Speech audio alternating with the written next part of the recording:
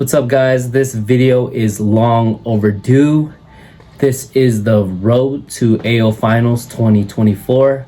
We're starting this video out 14 weeks out at AO2, and we're looking at some of my made lifts or lifts that went overhead. First one is 86 kilos, next is 90, then you're going to see 115, I believe, on the clean and jerk. This one right here is actually a missed lift, but this is not important. This is just a starting point on the road to AO Finals.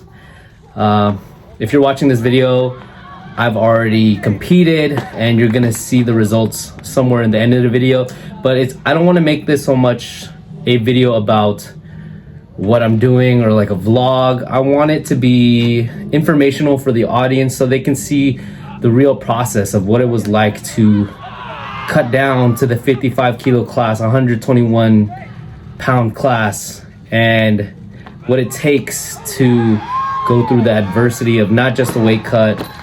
In the next video, you're gonna see how many weeks out was it. I got an injury. Oh, here's the podium finish that I got for AO2. So I was able to medal, get first place at AO2. Here's the injury, 4 weeks out.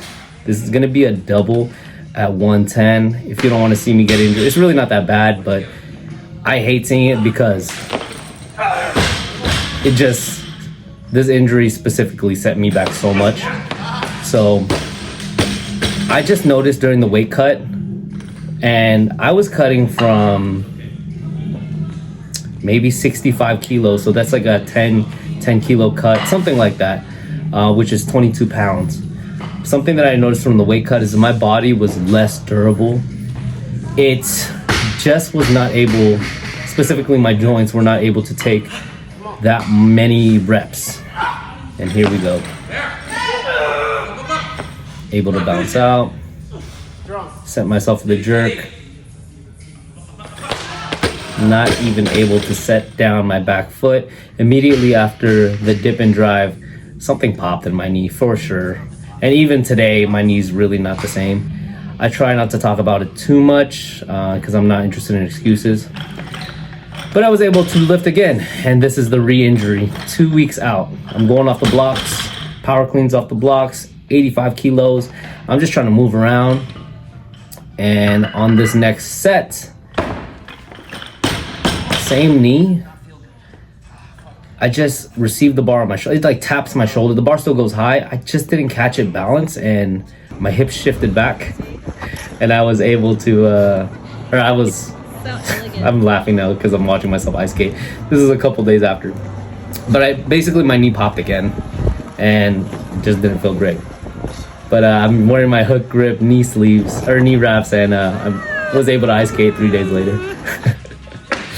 Anyways, 1 week out. This is my last heavy day. Looking super skinny. Goodness gracious, I'm looking skinny there. My sleeves are on my hook grip knee sleeves. These are the thicker neoprene ones, on top of that, I also have the hook grip wraps, and I'm really just tying down the weight. This is like my first time really just getting underweight. I'm trying to be as speedy as possible. I'm just putting the bar as high as possible so it gives me an opportunity to get underneath the most amount of weight. And I'm trying to be very smooth with my catch and my transition. I'm looking pretty good here, and honestly at this point I was feeling pretty good. I was not able to explode as high as possible. That was the one thing, and that's where the injury happened from the first 110. I was just doing the dip and drive. I didn't even receive the bar overhead when I got injured. It was just extending as hard as possible. That's when I got hurt. So here it's very much a controlled extension, even though it looks like I'm extending pretty hard. The best that I could do was 75 kilos, 80 kilos, something like that. So here's 75 now. That's pretty solid. I mean, there's still some room for me to catch weight, pretty stable. Here's 80. I'm at a pretty significant caloric deficit. I don't know how much calories I'm taking in, but I'm trying to stay close to my weight class. Maybe at this point I was 2 kilos over, so maybe 57 kilos. I take 80 for another attempt. Let's see how close it is. Still forward. That's okay. I have a smile on my face because I know it's reasonable enough to make it. So I move on to clean and jerks. I started with 50 kilos because I knew that with all the volume, it just was not good for my knee. So I'm trying to cut the amount of reps down, but I'm being very intentional with what I do with each set. So I think I go 50, 60, 70, up to 90. So I take a lot of reps here, or just move around with the bar, because I'm really not trying to do a whole bunch of different repetitions at multiple weight changes. So I'm just trying to get warm here. So if you guys are ever experiencing injury, it's tough to do a lot of the reps at different weights, so cut down the volume as much as you can, and then once you're warm, just go right into your working weights as quickly as possible. I'm actually going pretty low. I mean, the clean and jerk is the scary part. I'm receiving, because I already injured myself with the clean at the 2-week mark, and on the 4-week mark, that's whenever I injured myself on the overhead. So really both portions of this lift are pretty scary to me. But I seem to be doing pretty well here. I'm pretty sure that my wraps are tied down pretty tight. 70 kilos. It's going overhead pretty well. I was actually trying to push the push press as much as I could too. So I think my push press at the time was about 70 kilos. At this point, I'm not even messing around with trying to squat down. I'm just trying to make the weights. If it brings me into a squat, I'll go into a squat. But I'm just trying to power clean everything, power jerk everything. This is what I believe is the last rep. So my heavy day consisted of a 75 kilo snatch and a 90 kilo clean and jerk. So that one, I definitely had to sit down.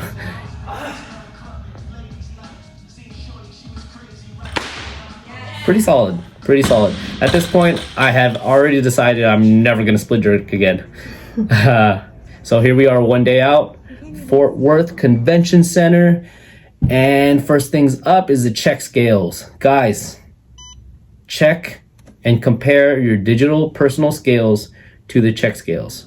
All right, there is a standard variance, standard area. I don't know what the actual jargon is, but I know that not all the digital scales are exactly what the check scales will say at competition. So bring your personal scale and compare it to the check scales. At some competition, your personal scale might be lighter or heavier. So whenever you get to the hotel room, go check the check scales immediately.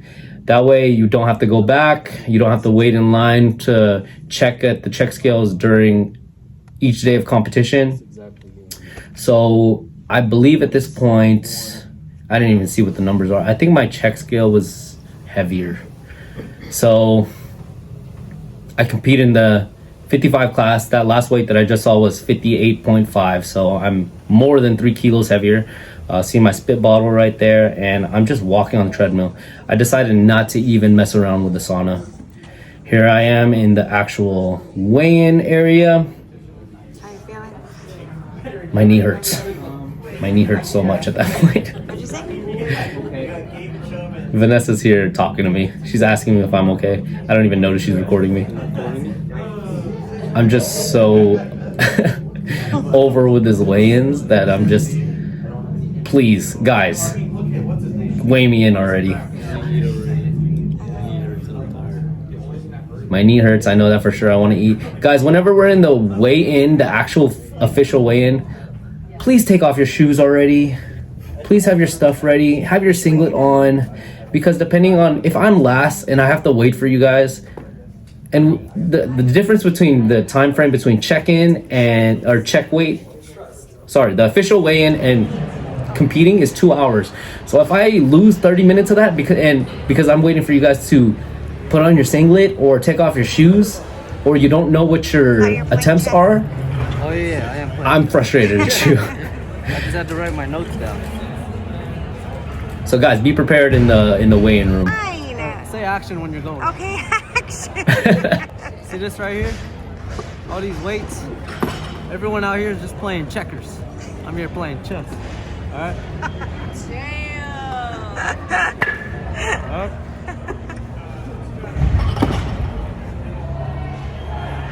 You can stop now. I know.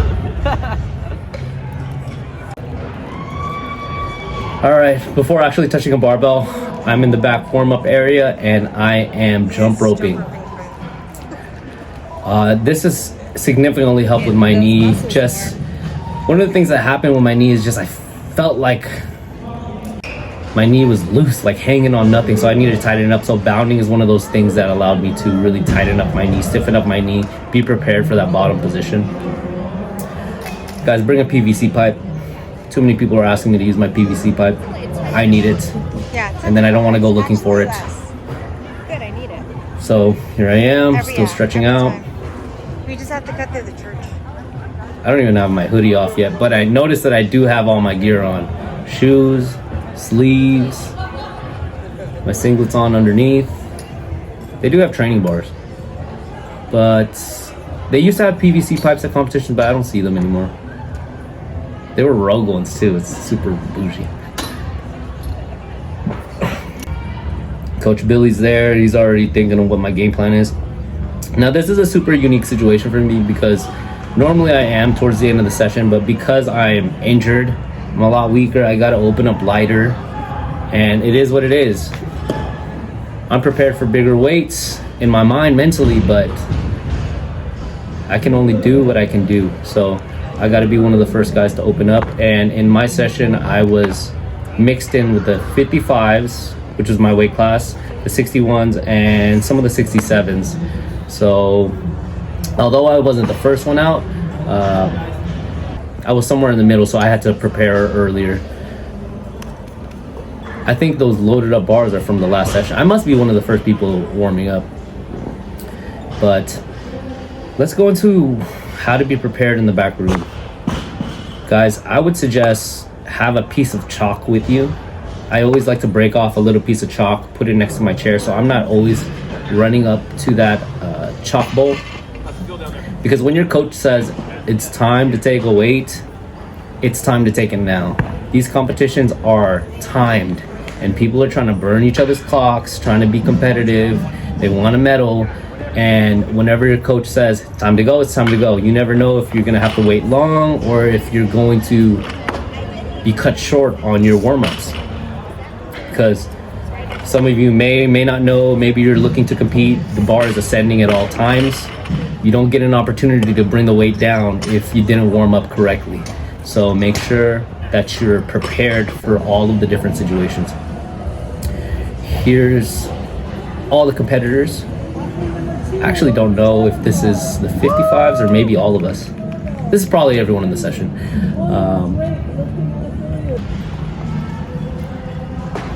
Back to the warm-ups. So that little introduction was in the middle of my warm-up, so that's something that you have to be ready for. I mean, I almost had one of our lifters, Gavin, I almost had him just go up for me so I could just keep warming up in the back room. So that's like one of those little tricks that you can do. And another thing, I mean, just having a platform, that's a big thing, because I don't know how many lifters were up there, but there's not that many platforms in the back. You might have to find yourself sharing with other people. So if you're lucky enough to be part of a team, they'll go out there and grab a platform for you. I have Erica in the back. Obviously, I have Coach Billy. Vanessa's recording for me. Coach Jay's in the corner. But not everyone's just like that fortunate whenever it comes to these competitions. Not everyone's going to have a big team. So make sure that you're there early. Get your platform. Get everything set up. Because it can be very stressful if you're not ready. You don't have a warm-up area. And even positioning on where your platform is compared to the what do you call it, the Marshall table, where you're listing and you're announcing your next attempts. That could be stressful if you're there by yourself. If you're at the farthest platform, and then you have to run over to the Marshall's table to change your attempt, then you have to run back to your platform, then you have to keep an eye on the board, then you have to go up and so you don't know if people are changing their attempt because you're back warming up. That's something that you have to be conscious of. So my recommendation is join a team. Go to Las Vegas Barbell. This is my last attempt. I believe it's my last warm-up attempt, 75 kilos. Pretty close to a power. If you remember my 1 week out video, I had to full snatch that. Notice this guy, I forgot to fist bump him. Sorry, dude. You made it to the YouTube video though. So, I don't even know what Coach Billy put up on the platform for me. I'm counting it now. What is it? 78. It's like 78. My last attempt was 75. I should make this. And your first attempt should always be something that you can make so that you can build on it. You don't want to put yourself in a position where you make no lifts, because then you will have traveled to another state for no reason and done all that training for no reason. That's cash money. That's just how I do. All right. All right. So one of the things that I do, hey, look at that, right back at you. Anyway, so one of the things that I do is I always walk over to the opposite side of the bar, because you can't really trust the loaders to count your weight for you. So make sure you count the weight yourself. At the very least, look on both sides of the bar to make sure that the same thing is loaded. All right, here we go, second attempt. Coach Billy's giving me some cues. I don't remember none of that. Got 82 loaded on the bar. Big shout out to Vanessa, because she is my videographer for the week. Let's keep moving forward, buddy. Come on. I do the same thing where I check both sides of the bar. I don't even mess around with the chalk bowl. That's not something that I do. I chalk up in the back. It's a waste of time. Stay with it. Guys, it's not just weightlifting. It's winning over the judges. So make sure you smile. Make sure you convince those people that are actually judging you. Because even though you might put the weight overhead, that doesn't mean you convince those three up front that was a good lift. So, you know, it's also kind of like a beauty pageant. I had no clue that I could power that. So the reason I took another attempt in the back, because we ran into what is called a traffic jam on the board. A lot of people taking the same attempts, meaning that it's a big long break before I lift again. So I waited a little bit before I went up. I took one attempt in the back just to make sure that my timing, my power, my lockout was good. Then I'm back on the platform with 87, and let's see what happens. The last weight on my week 1 was 75. Very close, very close, very close. I didn't lock in. I just needed to lock in. Big smile on my face because it's fine. I know I can make that weight. And honestly, I'm happy that I have even showed up and competed, because I was dealing with an injury that I thought, hey, let's just not show up and try to stay healthy. But instead, I changed my mindset to, let's show up and just do what we can, because I ain't no quitter. And you never know what will happen if you just show up. So here we are at the scary part for me. We're into the clean and jerks, where I, you know, try to do my best. I mean, this is a lift that I hurt myself, so I am just trying to be mentally in the right space. Big warm up with the bar. I remembered in week 1 that I went straight to the yellows, so I missed the first clean that I tried with the yellows on week 1, that 1 week out, that heavy day. If you go back, watch my first clean. I miss it. I keep that in my mind. I remember exactly what happened on my last heavy day, because I'm trying to keep everything the same. Look what I do here. I ain't missing nothing. Make sure I warm up my position. And I remember this is the one where I'm gonna take a lot of reps. Really get my body warm, and then do that everything that you need to do at the lighter weights. Feel, stretch for position. Do all the little movements, because once you start moving to the heavier weights, there's no time to warm up. It's just, you gotta be locked in. There's a point where we're not thinking about technique anymore and we're just doing. So, finish that. I know probably didn't look like a lot, but I am gassed out over there. I'm sitting, breathing hard, and I think I say something too. That's tiring. What's that? Look at that bald-headed baby. Yep. That guy behind me that's walking right there, he's a beast. He missed his 95. He already made 91. He's so far away. Oh, he did? I should have made 80. So we must be talking about the guy that's in the lead with the snatch. I'm not really worried about him. It's fine. I'm just gonna do whatever I can. Okay, power clean, power jerk. Yeah. So my mindset right now with the clean and jerks is power as long as possible. Just let the weight sit you down if you need to. So I don't know if I even squat in the back room until like my last weights. Everything's just caught high.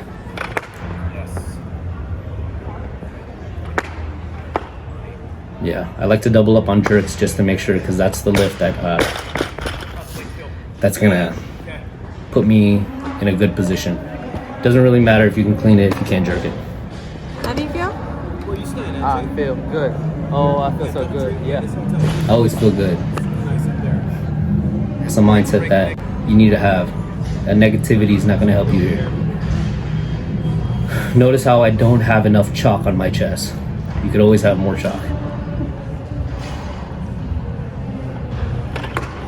Wow. Okay. So the reason why, even looking back at that, like I powered it, and I don't know if I did that on the last heavy day, but for sure that's something that was difficult for me right around that time. I think my PR is 85 for power with the injury. So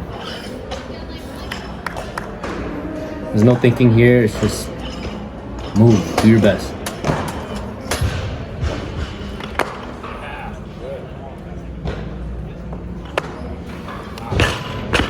I mean, I feel like I'm good for 110 plus the way that's looking. Here's 90 kilos. At that point, that was, I mean, the week prior when I did 90, I had to squat it. But here, I'm extending like fully. I can feel that I'm much better than last week. I think at this point I need to squat. So even though I'm thinking power clean connection, I'm also thinking, hey, this is a weight that's probably going to put you down to the bottom. Nice, nice. Yeah, not bad. Stable. Absorb the weight nicely. The jerk's still looking good. I was pretty pleased with that.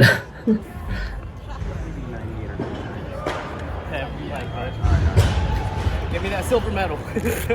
At this point in the competition, the first place guy, he... That's to your liking? Oh, no. I was going to say he bombed out in the snatch, but he's in the lead in the snatch with 91 kilos. So I'm trying to figure out what's going to get me a medal position lift. But at the same time, I'm not worried about that. I'm going to trust whatever Coach Billy puts on the bar for me. Don't have enough chalk.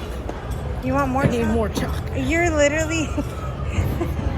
Yeah, there's never enough chalk. What are you opening with? 98. All right. Who are you? Larry Lou, you know how I do. No. Motherfucking best. Yeah. Stay the best. Always been the best. I might get second though.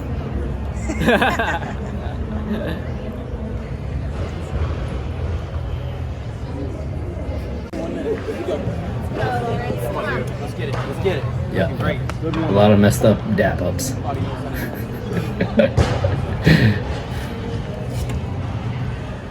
Okay, I don't even mess with the chalk. I feel like I have enough chalk, maybe. I look over to the other end, make sure that everything's... See, Coach Billy told me 98. So I looked over there and I said, oh, that's a misload. But then I look at the board, Billy actually put on 99. So I just wanted to double check that everything was correct, because I was going to say something to the announcer. But 99. Yes. Go, good. Stable chest. Mark my words, I'll never have less than 100 in a clean and jerk on that platform. All right? That's too easy. I could have push pressed that. Please. Don't be ridiculous. Good.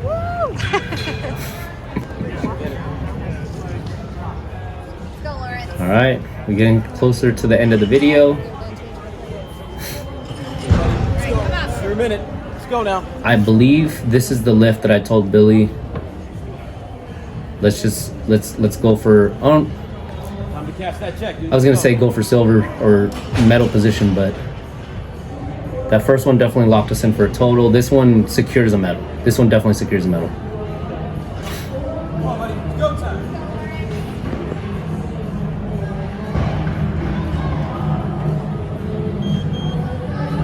.103 on the bar.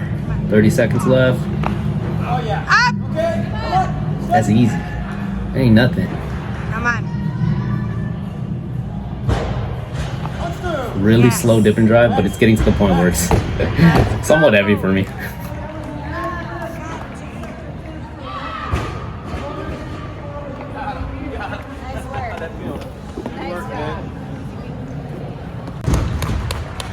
All right, they're playing games at the board. Billy's looking at that scoreboard, seeing who's shifting around their weights, and I'm just...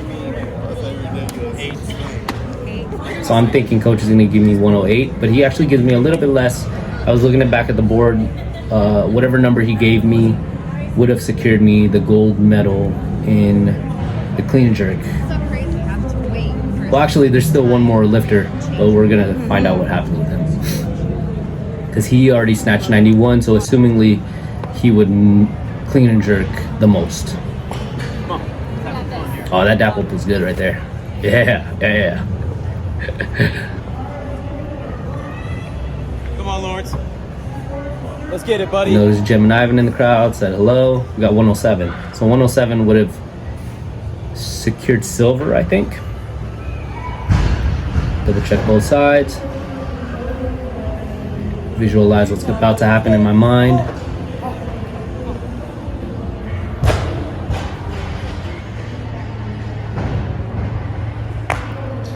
I really got off the ground on that one. Let's go! Kind of sent me forward, but that's okay.